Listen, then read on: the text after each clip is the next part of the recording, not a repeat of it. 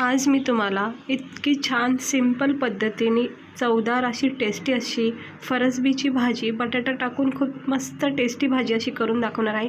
ज्यावेळेस आपल्याला कडकडून अशी भूक लागते आणि काहीतरी झणझणीत चटपटीत खाऊ वाटतं ना, अशा वेळेस ना ही भाजी सिंपल पद्धतीने खूपच होणारी ही भाजी आहे। तर चला बघूया याला बनवायची कृती। तिकडे बघू शकता एका कढईमध्ये मी थोडंसं तेल तापत ठेवते। तेल थोडंसं गरम झालं की मग आपण याच्यामध्ये कढीपत्त्याची पानं टाकायचे। थोडंसं नॉर्मल तेल गरम झालं की मग लगेच आपण याच्यामध्ये कढीपत्त्याची पानं आणि अर्धा चमचे जिरे टाकायचे। जिऱ्याने छान फ्लेवर येतो भाजीमध्ये, जिरे टाकायचे। त्यानंतर तुम्ही इथे थोडासा अद्रक लसूण कूट करून टाकला तर खूप छान भाजीला टेस्ट येते। नाही टाकला तरीही सिंपल भाजी खूप छान लागते। आता जिरे आणि कढीपत्ता थोडं तडतडून झालं की बारीक चिरलेला कांदा इथे आपण टाकून घ्यायचा। एक कांदा आपण इथं वापरायचा आहे बारीक चिरून आणि अर्धा टमाट्याच्या अंदाजाने आपण इथं बारीक चिरलेलं टमाटर टाकायचं आणि हे सर्व साहित्य छान असं व्यवस्थित परतून घ्यायचं गरम तेलामध्ये। आता ही भाजी फरसबीची भाजी खरं म्हटलं तर खूप हेल्दी भाजी आहे। म्हणजे फळभाज्या म्हणा पालेभाज्या म्हणा खूप चांगल्या असतात आपल्या शरीरासाठी आणि उन्हाळ्याच्या दिवसामध्ये अशा पालेभाज्या फळभाज्या खाल्ल्या पाहिजे। आपल्या शरीराला थंडावा पण भेटतो आणि दुसरी गोष्ट प्रोटीन असतं, भरपूर पाणीसुद्धा असतं भाज्यामध्ये, म्हणून छान अशा ह्या भाज्या खाल्ल्या पाहिजे। मी तुम्हाला आता डेलीच्या भाज्या फळभाज्या म्हणा तुम्हाला दाखवत राहीन। आता याच्यामध्ये मी बटाट्याचे उभे काप केलेत, पातळ असे स्लाइस केले आहेत, त्याच्यामध्ये मी टाकून घेते। बटाट्याचा वापर करायचा। आता इथे मी बटाट्याचे फोडी जे आहेत ना त्या उभ्या केल्यात, तुम्ही आवडीनुसार करू शकता, म्हणजे चौकन वगैरे जसं आवडेल तसं तुम्ही बटाट्याची काप करून हे असं परतून घ्यायचं थोडा वेळ।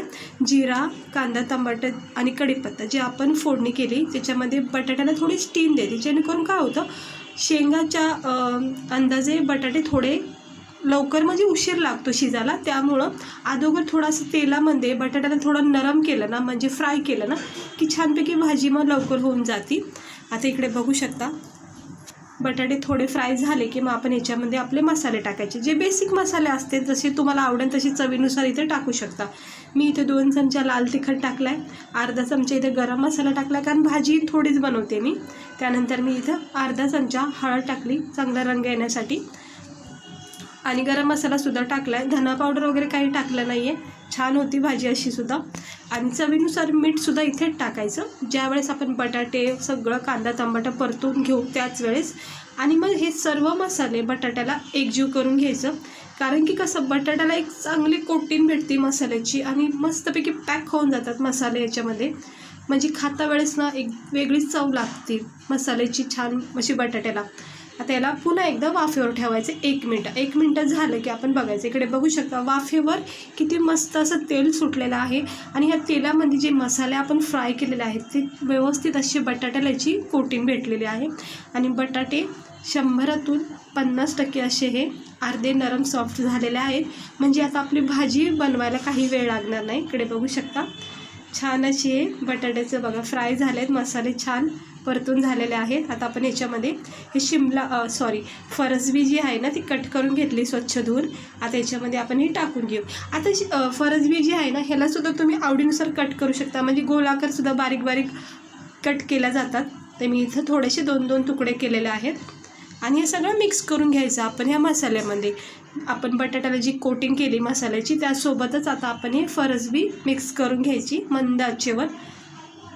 इतकी छान टेस्टी आणि सिंपल भाजी लागते नाही आणि खायला इतकी भारी वाटते, भाकरीसोबत रोटीसोबत खूप छान भाजी लागते।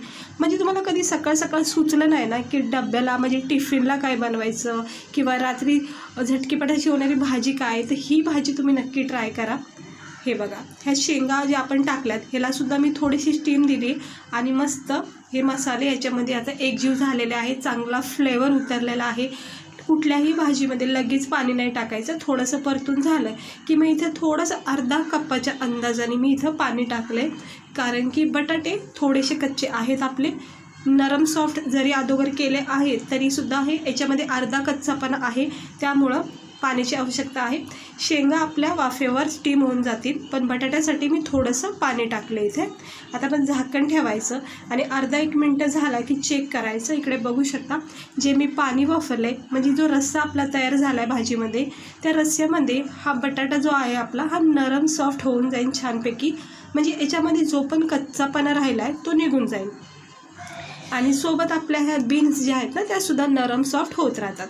पुन्हा एकदा झाकण ठेवते आणि मंद आचेवर अजून 1 मिनटं चेक करते. इकडे बघू शकता आता जो रस्सा आहे तो आपला आटत चाललेला आहे आणि आपली भाजी, बटाटे वगैरे, शेंगा वगैरे छानपैकी शिजले आहेत. आता आपण ह्याला काय करायचं बघू, आपण चेक करूया आपलं बटाटा शिजला आहे किंवा नाही. एका चमच्याच्या सहाय्याने असं बटाटे घ्यायचं आणि चेक करायचं. हे बघू शकता सहजपणे कट झालेलं आहे आणि मस्त असं बटाटा हे शिजून निघलेलं आहे. तर आपण गॅस बंद करायचा आणि ह्या उरलेल्या वाफेवर मस्त भाजीला थोडी अजून स्टीम द्यायची. हे बघा आता मी गॅस करते बंद, थोडंसं मिक्स करून चारी बाजूनी पुन्हा एकदा मस्त झणझणीत चमचमीत अशी ही आपली भाजी तयार झाली आहे खाण्यासाठी. त्याचं झाकण ठेवते आणि गॅस बंद केला आहे. आणि इकडे बघू शकता पूर्णपणे भाजी आपली ही तयार झालेली आहे.